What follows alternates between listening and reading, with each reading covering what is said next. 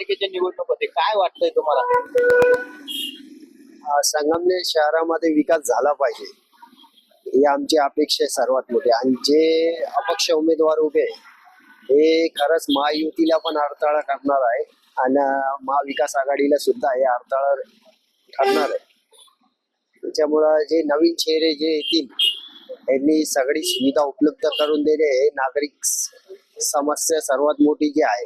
प्रत्येक वार्डामध्ये आता खड्डे गटारी आहे, याचे सर्व प्रश्न सोडवले पाहिजे आणि विकास संगमनेरचा हा सर्वात मोठा झाला पाहिजे हीच आमची अपेक्षा आहे संगमनेरकरांकडून. काय समस्या आहेत संगमनेरकरांच्या? तुमचा ज्या प्रभाग कोणता आहे तुमचा? आमचा प्रभाग क्रमांक 8 आहे. आमच्या प्रभागामध्ये ना रस्ते व्यवस्थित आहे, ना गटारीचे काम व्यवस्थित आहे. आणि आता ते पोस्टापाशी, जुन्या पोस्ट ऑफिस पाशी हे पार्किंग झोन आणले आहे, हे पण हानिकारक आहे. म्हणजे ते उपाययोजना नाही तिच्यामध्ये काय. ते सर्व सुविधा उपलब्ध करून मग पुढचे पाऊल उचलले पाहिजे.